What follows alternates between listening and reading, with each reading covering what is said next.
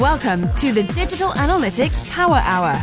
Michael, Mo, Tim, and the occasional guest discussing analytics issues of the day and periodically using explicit language while doing so.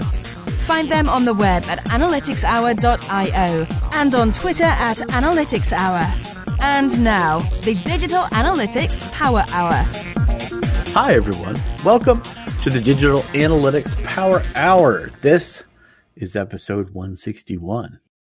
You know, it seems like we never do shows about practical things that might pop up in the life of the analyst. Well, almost never. And well, it's because there's a lot to cover in the world of analytics. It's focused on the rarefied air of R and Python, data visualization, how to present analysis relating to your team, all those different kinds of things. But sometimes people do things like go on vacation or on leave.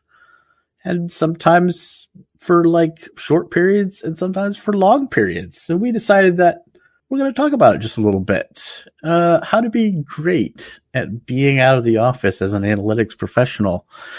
Hey, Tim, do you have any vacations planned? When you love your work as much as I do, every day of work is a vacation, Michael. Seriously, Wow. have you ever taken oh no, you came to Australia, that's right. I was going to say, I went to this wedding on the other side of the world. I love the fact that Tim gives the impression that he probably never takes vacation, Yeah. but you do actually take time away from work. You do. I've seen it. But do you take time out from the hobby too? I'm just butchering this whole intro. Yeah. No, it's okay. All your on the side stuff. Do you stop that when you're on vacation? You're tinkering. Wait, the side stuff that's like hobby stuff or my side stuff like that's analytics side stuff? Your analytics side stuff. Yeah, absolutely. Okay. I got all sorts of other interests. He kayaks. He takes pictures of birds. All right. We've established he takes And holidays. once every 3 years, I indulge in some of those for half a day. That's right. All right. So this is the great thing about the show is we're going to have layers, folks. All right, Mo. How about you? Any plans to be out for a significant period of time? Well, I don't know. I'm about to take 9 months out, which seems still terrifying because it's such a long period of time away from work. I mean, you were really taking that picking up woodworking seriously as a side hobby. Do you know, I actually really want to do a woodworking course. I'm dying to. Well, maybe you'll have a lot of spare time while you're out for those 9 months. Yeah, that's the whole thing with new babies. They give you so much extra time. Oh yeah, for all those extra hobbies. Yeah, just really pursue your interests. I try to do better at that. Earlier in my career, I did a bad job of being out or planning ahead. And then as time went on, I got better at it. But it is interesting, Mo. I was recently thinking back to when Maria and I had our second. I don't think I took more than a week off of work. Wow. I know. And that's not an indictment of my employer. I'm pretty sure that was my choice. So I'm the bad person in that. We did have family that was around. So like there was people there, but maybe, I don't know. It's interesting. I'm just like, wow, yeah, you did not take very much time out. Jamie gets a month when the baby's born. And then when I go back to work, he gets another 2 months. So he'll be the primary caregiver for a couple of months. So to all the Americans, please don't send me nasty messages about how generous our parental leave is in Australia. I'm very thankful for it. I just want to know if 9 months is going to be enough for you to cement enough good practices that Jamie doesn't. How many of those, what you teach this little tyke in those 9 months, and then he's going to have 2 months. He's going to come back and be like sliding down the hallway on a pool of beer and buying rounds for all the other toddlers at the daycare. And kids are very resilient. And this is what I've based my entire parenting strategy on. They are very resilient. Okay, so let's dive into this a little bit. I think it's pretty exciting. Mo, obviously, and actually we'll come back at the end of the show to talk a little bit about what Mo's being out will mean for the podcast as well. But let's talk a little bit about setting up for time away. Because I think, especially in analytics, a lot of us have if we're doing it right, pretty critical roles that get a lot of attention. And so there's definitely something to figuring out how to take the time away that you must take away. So, Tim. Well, and I think and that covers everything. I mean, to me, I break it like there's a planned vacation. You're going to be out if you're out for a day. Okay, maybe we won't touch on that too much. That's just a little flex. But if you're out for a week, or you're going to be out for 2 weeks, and hopefully you're actually going to be offline, all of my jokes aside, that you are, whether that's for fun or not for fun, you can be out, and there can be extended leaves when there's, a child arrives or, those sorts of things, or there can be the unplanned ones, which I think actually the unplanned ones are ones that are also sort of worth, planning for. So there can also be the unprepared ones. So people who know that it's happening. This happened recently, actually, to someone that I manage at work. A colleague was like knowing that he was going on parental leave, but didn't prepare early enough. And then the baby arrived like a month early. So it was like it was unplanned, except that he knew that it was happening and he should have just prepared earlier. But I feel like that's the sort of thing where it gets thrown out all the time. Like, what if so-and-so gets hit by a bus? And then people chuckle and they say, that's, like needing to go out a month early is kind of like being hit by a bus. To me, it is, and I know I fall in that kind of extreme on some front, but it goes to why things need to be documented, why you need to take the extra time with every analysis to make sure that it pays multiple dividends. And one of them is, you happen to be out for this 2 weeks and somebody says, hey, that thing Tim or Michael or Mo did, like, can anybody pull that up and recreate it? Like, to me, it kind of goes towards where there's a tendency to cut corners and be driven by the deadline and not leave enough of a trail behind how the data flows are set up, how what logic went into your analysis. And it's just one of the benefits it pays is if you're out or if you, leave or if you have to leave early, even if you have time to prepare, you can say, look, this is already documented. Just let me remind you where it is. And it's already documented, as opposed to, oh crap, I need to find somewhere to put it. And oh my God, now I need to document it. I've never really tested the documentation. So I think those actually to me all get to, what were you finding yourself? Because Mo, you've known for a while that you were going to be out. Like, what was kind of the thing that you were like, oh, this is the type of stuff I have to really get nailed down, and it's going to require real prep work to be out, versus which is the stuff where I just need to figure out how it's going to be covered versus, I don't know, the not do stuff? I think it depends, right? I think there's the part of my role that is as an analyst, and then it becomes down to like, how do you hand over and give someone that work so that they know the code that you run? Or like, for example, for that kind of stuff, there was a couple of things I was still doing where I was like running code on my machine every day, which I went away for a week earlier and it was like a meltdown because no one knew how to run the code. And I was like, oh, this is really stupid. Why are you still doing this? You need to automate this before you go on mat leave, which I did. But the bit actually that I found has taken up the most time in the last few months has been all my management responsibilities, because that was the stuff that I shielded the team from. So no one in the team even knew that I was doing a whole bunch of that stuff.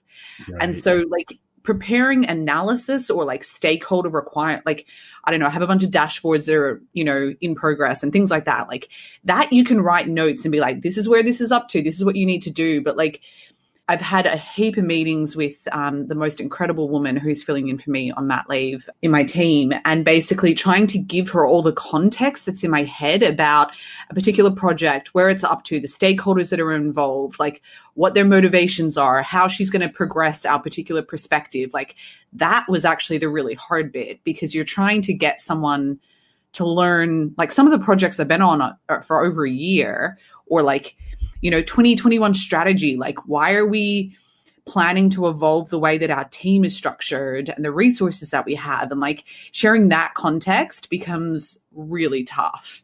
Thankfully, she actually is a person like who's quite similar to me in that she's happy to like talk through stuff, because I think if I'd had a different person who's not good at like talking through stuff, I think it would have actually been really, really hard. But then I also wrote like a lot of notes as well, like a lot of handover notes of like, if you're having an issue with this problem, this is who you need to contact. If you're like stuck on this thing, this is how you escalate it. Because I don't know, it actually surprised me how much work is involved in handover. So I want to follow up on that part and kind of what her bandwidth is, but put that aside, that you did spark me to remember that when it is somebody's going to have to do something in your absence. And I kind of learned this a while back, that there's definitely benefit in saying, don't say I'm going to keep doing it up until I'm out, and then I've fully documented it and then they run it. Like, I've always tried to do no, you know what? You're going to watch me do it once, and then you're going to do it while I'm still here. And for me, it's been much more on the, an engagement is wrapping up, or I'm rolling off, or I'm leaving a company, and saying, I need to plan to where you've got the confidence, not that literally and I think that's where there can be tendency of saying, well, it's totally rote to me. It's pretty straightforward until you've actually done it. But, and I'm assuming there are different aspects of your role that have been kind of parceled out, because this is a longer absence. So it's like, you need to get full coverage except for the stuff that is just not going to get done while you're out. But if your entire role could be absorbed by your team, then why do you work there at all? So how much did you have to deal with, it's not people sitting around saying, well, I'm pretty much have 20% extra capacity. Let's just all pitch in and avoid it. Like, everybody's already busy.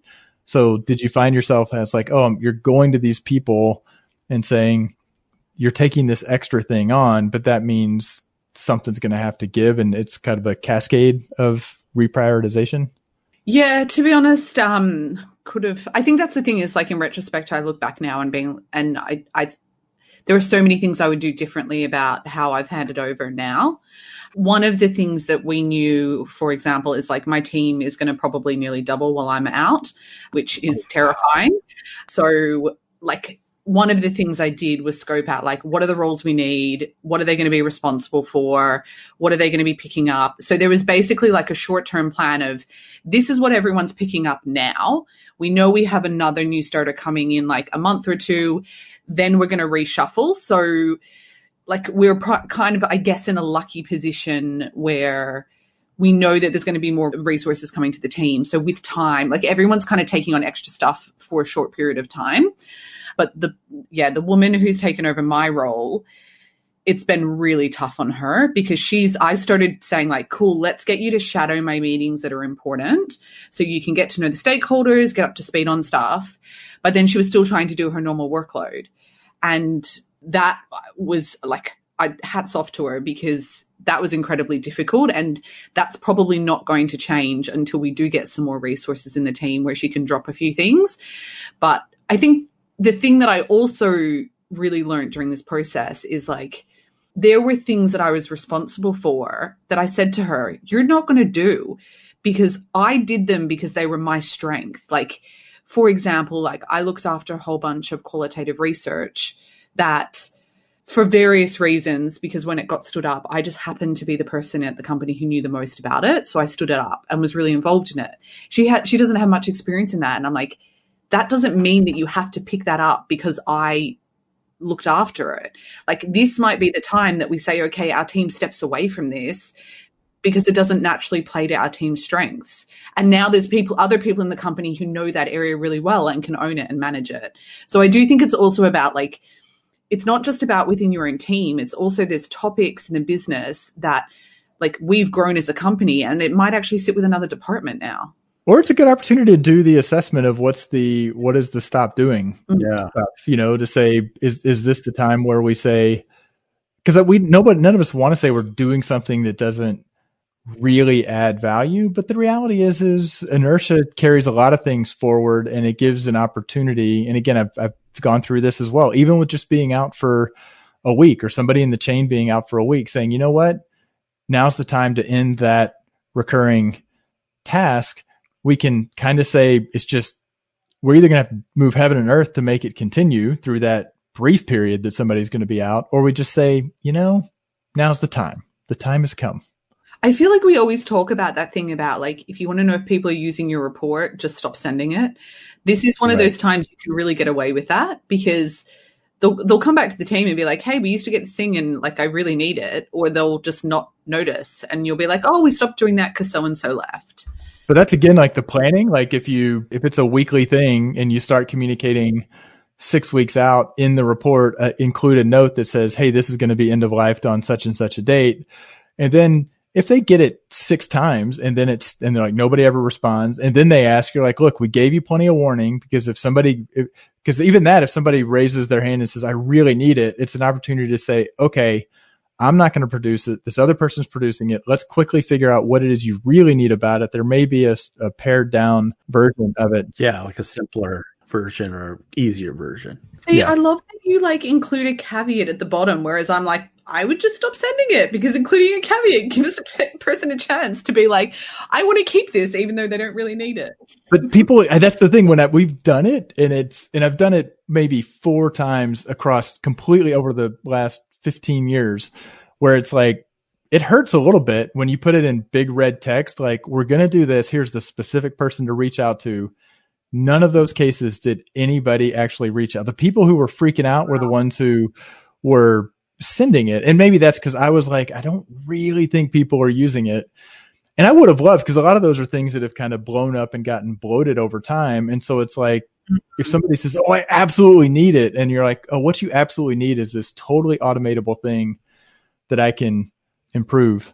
I like the handing off, knowing that somebody's going to hand off work to somebody else as well. And there are other pockets, not directly in analytics, where it's let me hand it off to you and provide the training and you figure it out. But you have a dual assignment, person who's taking it over. You're taking it over in the near term, but you're also improving the documentation and figuring out how to streamline it because you are going to need to hand it on to then somebody else, which is kind of another opportunity to, a silly example, like our Web Analytics Wednesday emails kind of transition from one person to another. And it's like, hey, this is transitioning to you as you're ramping up on it. Make sure that the process is documented well. We're still here to support you. I don't know. I'm like beating this drum of like, yeah, the biggest thing to the planning is to give yourself transition time. Well, in transition time to say, try it out.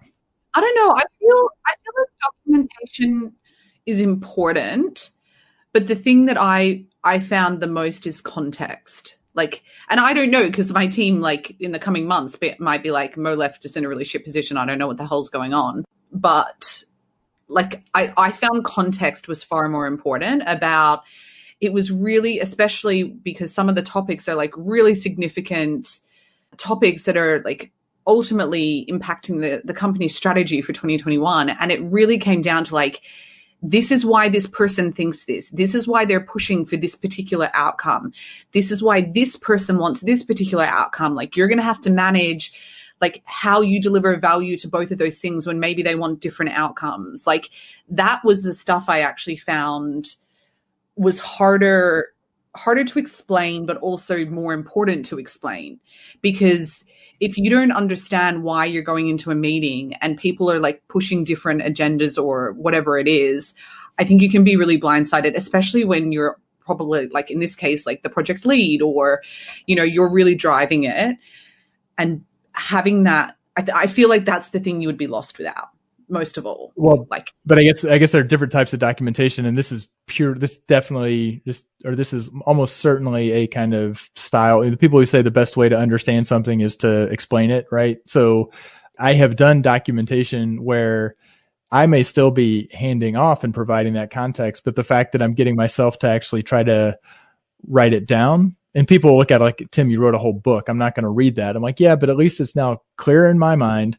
And now I'm still going to talk to you about it, but now I've had to make myself kind of write it down. Now that gets itchy if you're like, well, I don't really want to write down that, Joe Smith is an asshole. And so here's the context is that person is really just going to look to undermine our whole team. That clearly requires some. You can't write down. Or you write it down very, very carefully or very, very diplomatically, or in one of those documents you don't share. Every time I say roses, replace that with asshole. You give them the answer key for the documentation. I don't have any stakeholders that are assholes. They're all lovely people. But one thing you do need to keep in mind, I got some really good advice actually really early in my career about a couple of different topics. And one of them was going on leave. I had this particularly blunt coworker who would just tell me shit as it was. And I'm so grateful for it because it's stuff that I still think about today. So I was, this was like back when I was working with youth offenders. And so I had like a caseload of like 15 or 20 kids I was working with, and I was going away for a week, and I left a novel of things like where each case was up to, what kind of like counseling or support they needed, details about the family, like what every question you could possibly ask about every case. And I had been doing the job for a few years. I was working with people that had been doing the job for over 20 years. And one of the women said to me, she's like, Mo, I get like, yeah, we're talking about people. So it's not life or death. I mean, in some cases, I guess it was death, but we're talking about people. So I know it's really important, but you're also like, you have to trust your team, and you are not the single source of failure. Like, the fact that you're not here for a week doesn't mean that every one of these cases is suddenly going to fall over. And when you leave us like 40 notes about 15 cases, what you're saying to me is that you don't trust us to do your job for a week. And guess what? Like, I've been doing your job a lot longer than you. And I was like, damn, that is a very good point. And I've thought about it so much since then. It's like one of those things that you remember of like, hang on, I also need to make sure my team know that I trust them and they're going to do an amazing job, you know?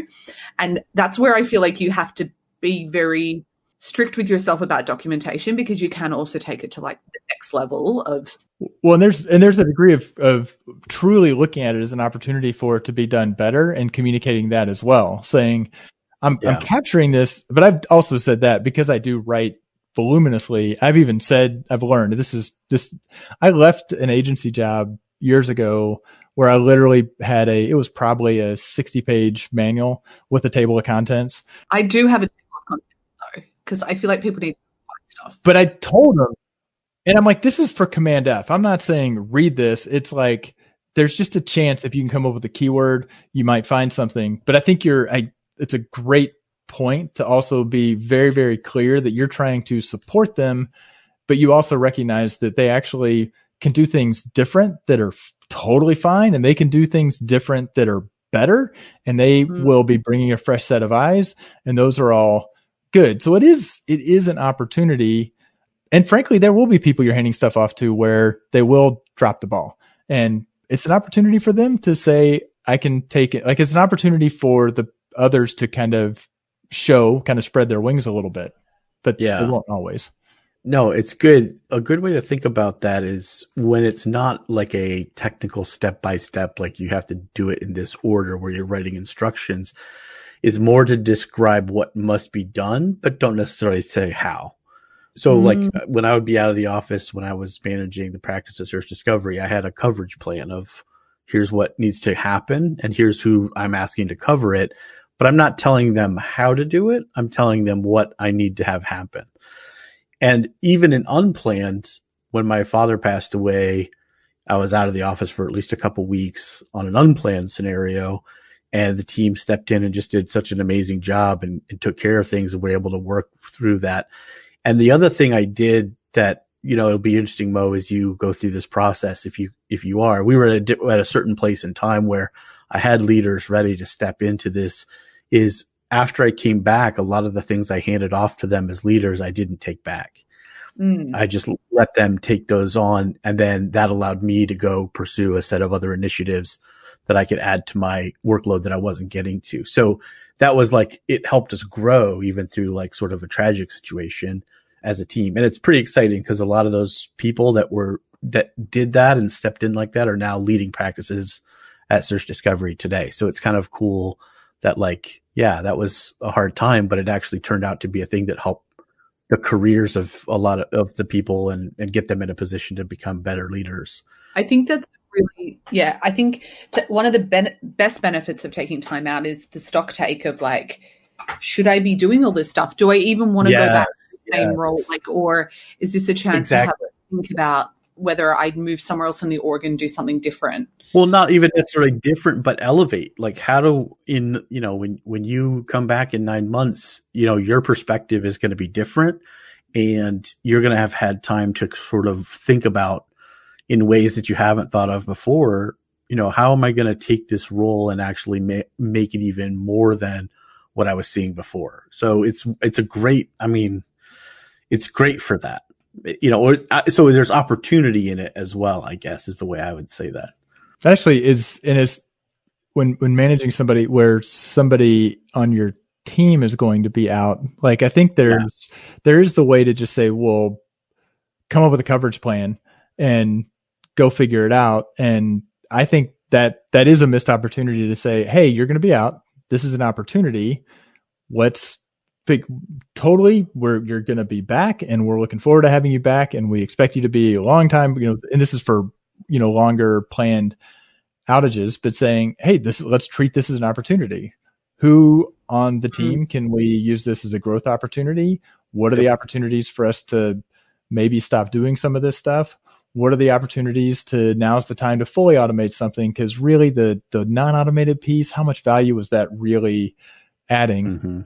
And actually, supporting, still put the onus, I think, on the analyst who's going to be out to try to make a first pass at those, figuring that out. It definitely did kick up my ass to automate some stuff that I had been lazy and just been like, it's going to take me a day to set this up. Like, every day comes and you're like, I don't have a day to do it. I have like 2 minutes to do it, and it's easier to just run it on my machine locally and take 2 minutes. And this was like, oh, I'm not going to put, and I got to this actually is awful habit, which I don't recommend to anyone. I got to the stage where I was like running it on my machine that even when I did go on holidays, I would still just like get up in the morning and run it, because I was like, oh, it's easier for me to just run it than to set someone else up to run the code, set up all the authentication, all that sort of stuff. It was an awful habit, and I knew that it was an awful habit. And going on leave was like literally the kick up the ass. It was like, you can't hand this over to someone else. This is a shit process. It's up to you to take the time to fix it and automate it. Guilty right there.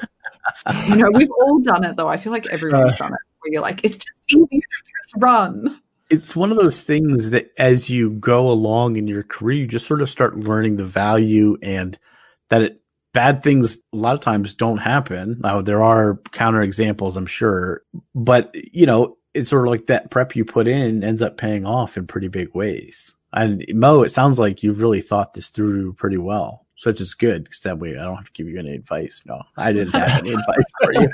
I mean, let's be honest. Secretly, this was sort of us interviewing Mo about all the cool stuff she's done to prepare for this, and then we'll put window dressing on the other stuff. I still feel like I fucked it up though. Like, I still do. And I had this, it was actually really good that I had this week off, I don't know, maybe halfway through my pregnancy, where we went away for a week, and everything that I thought, there was like some really big topics going on in the business.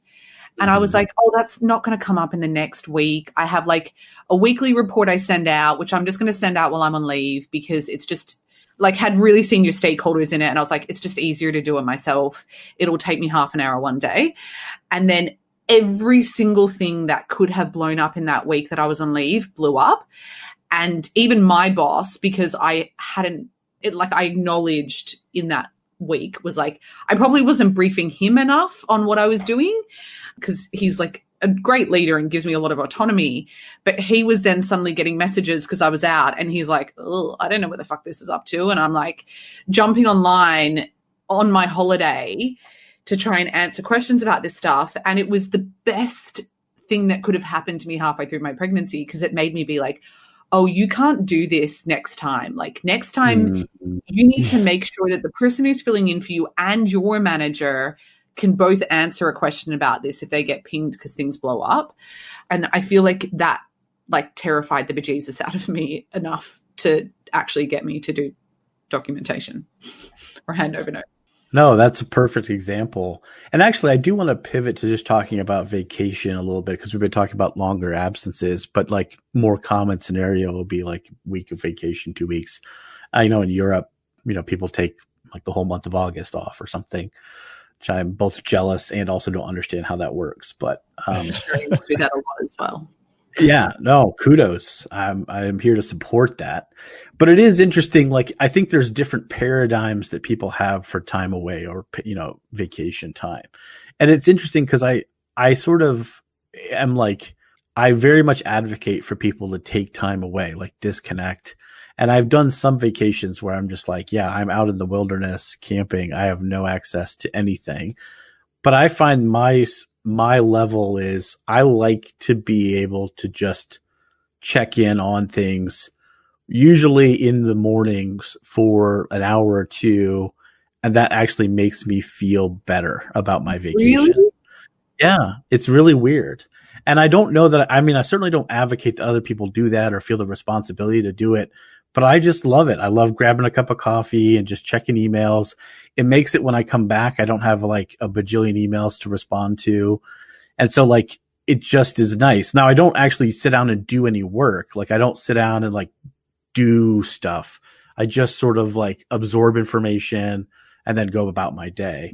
But I'm very curious, like what ways that you two do vacations? Like, do you do any work or do you like make a really firm rule for like being away and staying away? Well, I'm going to be the other American for the most part.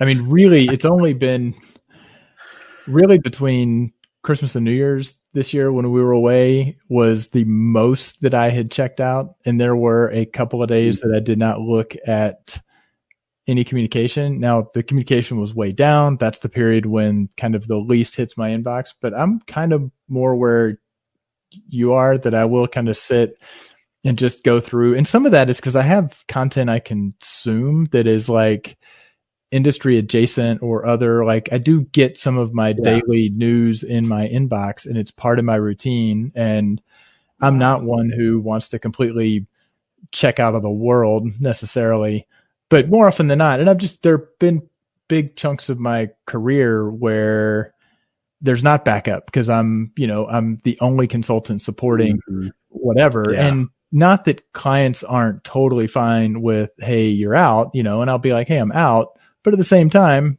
yeah, if they have a question, it just makes them, if they don't get a response within 24 hours, it starts to make them question like, wait a minute, do we have a single point of failure here that's not good? Agencies are different. Like when you're consulting, it is different, whether it should be or not. Yeah. It is interesting because I think, Tim, you even have like a standard that goes beyond mine in terms of like response times even. So like, I know when we work together, you'd be like, why haven't you responded to this person yet? And I was like, I'm giving it a good day. And that was when we were both working, like not on vacation. I feel like Australia is very different. Yeah, absolutely it is. Yeah. We definitely try and get our team to a stage where, and like, to be honest, I don't often take a day off because I don't feel like it's super helpful. Like, and I find it really hard in America where people like get 2 weeks leave or something, because when I go on leave, like I've had holidays where we take a week off and then when you have your weekends on either side, you end up with about 10 days. I don't feel like I switch off from work in that time. So I'm like, I don't know how people in the States ever feel like they've had time off when there's such limited leave. Like if we take 2 weeks off or 3 weeks off, then I get to a stage where I stop thinking about work. But like the idea for us is like, if you're not working, you shouldn't be contacted. You shouldn't be checking your email. You shouldn't be on Slack. Like we will message each other and be like, you're on holidays. What are you doing online on Slack? Get off Slack. Like, yeah, that's the right way to say it. And that's definitely the way that I've always tried to work with others. And, you don't have to create a large profile because there are companies that do want to pressure you to sort of like give up your time during vacation. And to those companies, they should stop. Somebody should smack their hand and be like, stop doing that to your people, to create that expectation. It's more about personal preference and style. And as long as you're in a place where people can let you be, like nobody said you have to check in or you should check in, or if you don't check in, it's going to be suspect. It's sort of, I wanted to do it, so I did it. Yeah. And then people will be like, what are you doing online? And then give me shit for it. That's good. That's how it should be. And at the same time, as a leader, you also have to think about what you're demonstrating for others. And so that was always a little bit of a conflict in my mind too, of like, I don't want, because that's why I do it, that people then feel like, oh, well, then I have to do like that. So that's the other thing you always have to think about, is sort of what you do is sort of what others will do. And that's sort of why, like, I like the leaders who are like, I'm going to leave the office every day at 5 p.m. so that everyone else gets the signal that leaving the office at a healthy time is a good thing to do and a right thing to do. Hillary Clinton used to do that. She used to come into work at like 9 o'clock. This is when she was working at the State Department, and she would leave at like 5:30 in the dot. And she like confessed later she worked from home for hours before and after. Sure. She was like, I wanted to set the precedent for my team that they didn't have to be there before me and after me. And I mean, I have a guy in my team who I adore, because I have a really bad habit of like trying to set a meeting at 5 o'clock or 5:30 because it's the only time in my calendar. And he'll be like, Mo, I log off at 5:30. Can we make this a different time? And I'm like, yes, we can. That is great. Thank you for reminding me, you know? You're like, take the call from the car, pal. No, I'm just kidding. Actually, I would call a lot of people from the car because in Atlanta you commute for a long time. I didn't schedule those meetings, though. It was more like just drop-ins, like, hey, how you doing? Yeah, Tim got a lot of great calls. Yeah, I didn't have a commute. I was trying to get work done. I'm like, oh yeah, well, I guess Holmes is calling. But no, it was part of it is he'd actually work from home for an hour or two in the morning, like on Mondays, and then he would drive in like at 9:30 or 10. And so it was like total traffic. Mid-morning. He'd be like, oh yeah, you know, he'd call me. I'd be like, you want to chat? I mean, he usually had stuff it was which HR violations he had to review with me. I'd like to think it wasn't a complete waste of your time. I know I sure remember those times fondly, Tim. that is getting to I agree. There is a big cultural difference where, there's all sorts of studies and evidence that the U.S. is, whether even companies that are trying to not pressure the just surrounding culture, people feel that, and that's not healthy. Yeah. Even like, there's the constant thing in the US around unlimited PTO versus defined paid time off. And, how a lot of people feel trapped in an unlimited system because they're like, surely it's not actually unlimited. And I think the best advice I got when I was in that company was my boss said to me, now you're going into an unlimited PTO. So the first thing you need to do is plan 1 week per quarter out of the gate and get it on the calendar. And then figure out your other time off for the rest of the year. But make sure you're planning at least 1 week a quarter and getting that set aside. Now, whether you actually end up taking it or not or whatever, I think that's good advice, is like sit down and think through your year and think through, okay, when will I be out? And to the best of my knowledge, like what will I be? Like, we're recording this at the end of January. We've got spring break coming up in April. I work for myself now, but it's funny because I find it even harder to schedule vacation, but I've already scheduled that week. I'm going to be out that week in April, and we're going to be on vacation somewhere as a family, COVID permitting. Right. So Australia is the total opposite. Like, there are companies who I won't specifically call out that have unlimited leave in the US, but in Australia, they only give you 4 weeks. And it's because Australians will take it. Like, pretty much every time I have a new starter in our team, and I have done this at multiple jobs, where you're like, hey, I know I'm taking this job, but FYI, I have 2 or 3 weeks booked. Like, I'm getting married or I'm going to Europe or something like that. And like when I started at Canva, I took 3 weeks unpaid leave. So I actually took 7 weeks of leave that year. And that is a very common thing in Australia. Like, yeah, I think that happens here too. People have like, hey, I've got some time scheduled already. I don't know. I dealt with a lot of those as a people manager. It was never a huge problem. It's not, but I just think Australians are very comfortable at taking big chunks of leave and being fine with it. Like, yeah, I think you're selling us on Australia. I actually looked into it, Mo. There was that brief period of time where I was like, do I need a fallback country? But to emigrate to Australia, I think I needed to be younger than 44, which I am 44. Really? So yeah, there's a whole come to Australia, but you have to be like younger. Certain age. So, I think there may be special exceptions if you're like, I don't know, have a cool podcast or something. I'm not sure exactly what the rules are. But I didn't research it that closely, but it was funny because I was like, well, Australia, that could be an option. Anyway. It's good lifestyle. But so what I don't get is, like, I don't feel like we've come to a conclusion on when you have a week out and let's say you have a bunch of like reports you run and stakeholders you're responsible for. Like we would typically in my team, we would train up someone else to be like, hey, can you run this code, send out this update for the week that I'm out? Like most of us would do that unless it was exceptional circumstances. Would that include kind of a caveat that goes out that, hey, I'm filling in for Mo. So like maybe the expectation, like, oh, it doesn't everybody should know. Like it's minimum viable. It's the minimum viable deliverable. Okay. Yeah. Or like I would try and do like if it was possible, like often it isn't because if you're running numbers on like a Monday or a Tuesday or something, like you can't do it on the Friday before. But like if there was a way to do some of it beforehand for the person, I would. But we would try and hand that stuff over. I mean, for instance, like recording a podcast that won't come out until after you actually have a child. Like you're kind of helping us prep here. That by dear listeners, while you're hearing this, Mo is getting very little sleep. That's right. We're also prepping you for what's going to be happening with the podcast.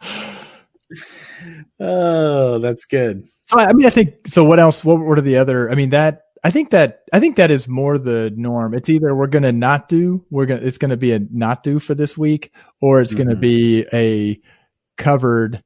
And again, I think agencies sometimes want to completely hide and like pretend that everything is always completely the same, which is kind of stupid. You know, people recognize people are out, but I think we're going to do a minimal or a light one. So you get the basic stuff, but what else were you thinking for the 1 week out? Or you do it while you're on leave. Or which is not healthy. And that's actually a good point. It's the least healthy for somebody who is a leader potentially to be setting that as a precedent. So, okay, I'm guilty. I don't manage people, but at the same time, like you could see in the more junior people may feel like this is my way to show this is the cultural in the US to say, I'm just going to do it. The problem is that it does come up like that 2 minutes, like, well, if it's going to actually it takes me 2 minutes and there's always another 3 minutes where some little thing has to be done. Like it can add stress to say it ultimately has to be on the person who's doing it. If they're like, look, this is coming up, I'm going to enjoy my week the most if I know that it goes out, I put it out, and then I can go on and enjoy the rest of my day, as opposed to somebody else is going to put it out. If it doesn't go out well, I'm stressing them out. So it is squishy. I'm realizing I am not at all equipped to chime in on much of anything on this entire topic because I'm terrible. I feel like the right thing to do is to get someone else to send it. I think that's the right thing to do. I don't think that's the easiest thing to do, which is why we don't always do it. But I think that is the best. But I think it's fair to hold them to an SLA to say like, okay, you will do this on Monday before 10. Because if it's going to help me to be able to check and make sure that it went out. Yeah, that's true.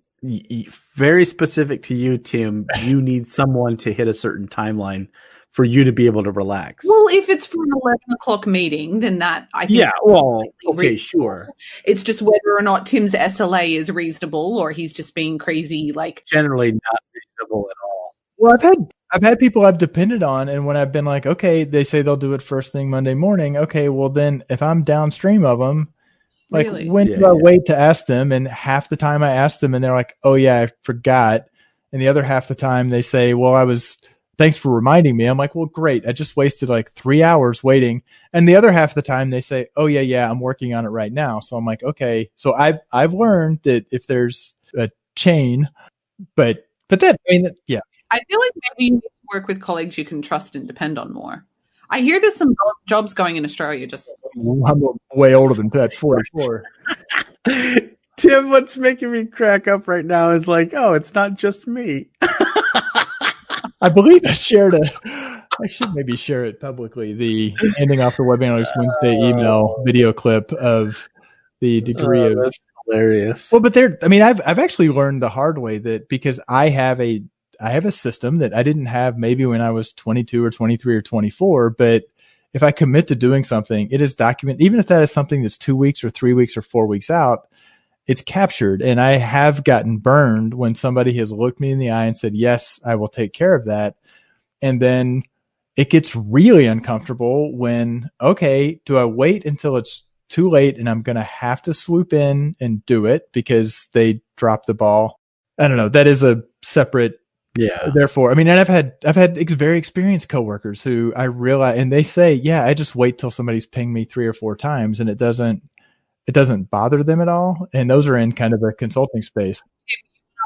Never work together. Yeah. Never. It's very, you have to find the right ones. Anyway, we can't totally decode that specific situation. We don't have the time. I do have one more little which is, what are your thoughts about contacting people when they are out of office? Because I had this one use case where I overtook an attribution model. I'd never written attribution. I'd never programmed in R. And this guy left the company and was like, this is your responsibility now for a major client. He was kind enough to be like, here's my WhatsApp. I'm going to be in Europe. If you get really stuck, because no one else in the company knew R. No one knew this attribution model. And he left me amazing notes. But they're amazing notes that would have been amazing for someone that understood attribution in R. And he was like, here's my number just in case you need it. And over the next 5 months, I maybe had to contact him a handful of times and be like, I have no idea what the fuck you were meaning here or what you were talking about. Can you just take 2 minutes to explain it? And it was my lifeline. I probably would have lost my job without that lifeline. And I've said the same to my team. I'm like, I'm not dead. If there is literally something that you're stuck on, you're really struggling, to send me a message. But I don't know. I just wonder, do you guys do that normally when you go on leave? So I always am open to people reaching out, but I also want them to understand or expect that I might put off responding if I don't think it's crucial. And then the second is, if I email them or contact them, I'll often make sure to put in my note, don't respond to this till you get back. I just had it on my mind, so I'm going to send it to you, but don't reply. So they know, I'm not expecting a response or anything. But yeah, in your case, it was someone leaving the company too. So I sort of feel like that's a slightly different scenario as well, which is good. And it's nice, very nice of him to be willing to do that. And that's kind of stuff that, hopefully, pays itself forward over time. When you do a nice turn for somebody, because obviously that is very helpful. Yeah. I've done that when rolled off engagements or left companies and said, hey, provided it's somebody who I think will be judicious. And that does mean it's worth when you reach out to somebody acknowledging, hey, I get it. You have no responsibility. It's just, I'm hoping that you can say, I've tried X or Y or Z, and not I'm, permanently supporting it. And I think that too, but it's back to the messaging. If you're out for a week, as long as you're not saying, reach out to me because I don't trust that you can actually do this, just know that where I'm going to be, it's going to be fine, except on Wednesday. Wednesday, I'm going to be completely out of pocket, but I'm totally cool. If you hit something and you are pretty sure that it's probably a really quick and easy thing for me to answer, I don't want you to have to burn 3 hours pulling your hair out. And let's just do whatever kind of makes the most sense. And it doesn't bother me and most people, 95% of people are only going to reach out if they really are beating their head against the wall and will appreciate it. And it's just kind of everybody helping everybody out. Yeah, I agree. The one thing I have been super diligent about this time is I've taken work Slack off my phone. I've taken my work email off my phone, which I never normally do on holidays. Lots of people do. And the way I'm trying to frame it, because I have this thing at the moment, especially now because I haven't had the baby yet, where I want to poke my head in and be like, oh, what's you have, on? Just so you know, you have had the baby. Yes. But we're in a time machine. I just want to poke my head in and be like, what's happening? What's going on with this? What's going on with that? And the thing that's stopping me from doing it is the person who's filling my role, because she can't take over leading the team and making her own decisions if she feels like I'm constantly checking in. And the guilt of how that would make her feel is the best barrier to stopping me from checking things. And I actually find that's working quite effectively. If you can't force yourself not to look at stuff, then at least think about how it might be for the other person, and that will make you feel really guilty and stop you from doing it.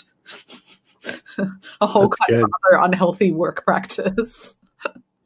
Although, everybody probably still wants to meet the baby. So, you can go and do a victory lap with the new child. Yes, that will definitely happen. Okay. We have covered a lot. Mo, thank you for being our undercover guest this episode where we just interview you about your plans. But it is, let's think about it. That's technically something that's going to happen to a lot of analytics people in their career. So I'm really glad we talked about it. I think you have a pretty solid plan going in, and hopefully, people heard something they can use for themselves too, or feel some freedom, or know that, hey, wow, the fact that I'm expected to do all this on vacation means I'm in a terrible job and I should find another one, which probably means, it's easy to find a job. So go do it. All right. Sorry, help. I'm just going to give one last tip. Do different handover notes for different stakeholders. So like I did handover notes that were for like my manager and my very senior stakeholders, and my replacement has access to those. But then I also did a separate set of handover notes for her, because the content of those things are very, very different. Anyway, I'll leave it at that. All right. Well, we're starting to wrap up, but one thing we do like to do on the show is a last call, and something we found we thought might be interesting to people.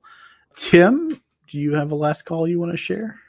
I have a last call. It is completely on the nose, less analytics, but I just couldn't not do it because this was a podcast episode from Planet Money that came out in late January called How Desi Invented Television. And it's about Desi Arnaz and basically how, largely driven by the fact that Lucy was having their first child, part of is they sort of invented syndication because the way they negotiated shooting on film, that basically they wound up revolutionizing aspects of television. I mean, they kind of invented a 3-camera sitcom and some other things, but the fact that they owned the film and they were able to basically say, we're just going to show old episodes of I Love Lucy while we're getting to know our new child. But it's pretty interesting about how the whole dynamics of the entire kind of Hollywood scene came out. But I also got a big chuckle as I was listening to it, knowing that we were about to record, that basically syndication of television was driven by Lucille Ball's pregnancy and the fact that she and Desi Arnaz owned the past episodes and could therefore rebroadcast them. Nice. So, what about you, Helbs? What's your last call? Great question. I'm not sure I've picked one. So why don't we go with you next while I try to figure out which one I'm going to share. Well, there's a reason that I'm not going last today. And that's because, guess what? I'm trying to switch off, so I don't have a last call. Oh, I love it. And in honor of that, I'm not going to do one either. So that's perfect. Wow. You want me to do a couple more? Go. Yeah, Tim, can you just do a couple honorary last calls on our behalf? So there was a Kevin Frisch episode of the Marketing Today podcast. No, okay. What's funny is I had told Tim that by 10 a.m. this morning, I'd have all my last calls emailed to him, and obviously I let him down. So I'm sorry about that, Tim. I was waiting. I was like, need to get an SLA. Yeah, it's like, should I tell Josh? No. Okay, so you've been listening to this episode and you're thinking, hey, yes, I have things that happen to me, like going on vacation or going out on leave of some kind. And so we'd love to hear your thoughts as well. That being said, we have a number of things that are happening with the podcast. With Mo being out, it's going to affect our show. So let me tell you a little bit about that. Over the coming months, we've selected some of our favorite and most popular shows from the past few years, and we'll be rerunning some of them. But Tim and I will be doing some check-ins while Mo's out, but we just didn't feel like creating new episodes without Mo would really be something we wanted to do. However, we do have some pretty exciting changes planned for the podcast in the interim. So we're not really taking time off as much as just sort of working on some things behind the scenes. And so when we come back later this summer, you should be able to see some of those come out. And hopefully we'll work on our marketing plans. We can do cool secret viral marketing messages via Twitter that people can decipher. Like, like what does the 10:08 mean on our clock in the logo, that kind of stuff. Okay. And we know we're going to have Mo checking in on us periodically because she does not trust us to make these. Yeah, probably. Decisions that are being made in 2021. But we're going to try to give Mo time off too. And that's why we're going to be really running. And we've picked some really good ones. So we're really excited to share those with you as we go through the next few months. So be ready for that. And thanks for listening. Obviously, no show would be complete, and certainly none of the work we're about to do over the next few months will even be possible without our awesome producer, Josh Crowhurst, who helps us get this whole thing off the ground each and every episode. So thank you, Josh. And Mo, we're very excited for you, and we'll miss you, but we can't wait to meet whoever it is we're going to meet in a little bit of time. And we wish you all the best, and we can't wait to get you back, but we're excited for you to be away. Thank you. All right. That's it. That's the whole show. So I think I say, no matter if you're out for a day, a week, or a month, or a year, remember, when you come back, I say this for both of my co-hosts, Mo and Tim, keep analyzing. Thanks for listening. And don't forget to join the conversation on Twitter or in the Measure Slack. We welcome your comments and questions. Visit us on the web at analyticshour.io or on Twitter at analyticshour. So smart guys wanted to fit in, so they made up a term called analytics. Analytics don't work. Analytics. Oh my God. What the fuck does that even mean? No, I love Pavel. Pavel just messaged me being like, I'm watching Australian MasterChef. Is it Australian to say yum so much?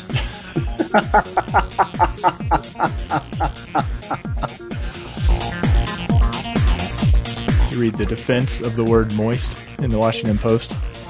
I certainly... No, yeah, absolutely no. not. Well, people hate that word, right? People get like all weirded out, but then she's like, but what is a synonym that you could use? Like, if you're so she was going after some cake was being reviewed and it was described as damp or something, and she was like, no, you want your cake to be moist. Like, we can't not say moist. There is no yeah. So I'm fine with cakes being moist. I'm not fine with a lot of other things being moist. Right, but people just don't like the word. I know. This is what pisses me off. It's like America gets so squeamish about the stupidest shit. Like, they call them gender reveal parties when that's not actually true. They're sex reveal parties. All because Americans are too prudish to say the word sex. And I'm like, but now you're actually just misusing a whole word. I think Americans misuse a lot of words. We're stupid. They just shouldn't have the party. Seems like they just mostly cause forest fires. At least one did it. Yeah. You're gonna tease that in the intro when she responds. Say, hey, we'll talk about what that means for the show at the end of the show. Yeah, maybe. Okay. Well, if it moves you, you do you. Okay. All right. Yeah, I'm gonna feel it. I just want to feel how that feels. All right. Feels moist. Yeah, it's such a it's not a good word. Yeah, but I'm glad we got it on tape. Well, if you misuse it, no wonder it seems weird.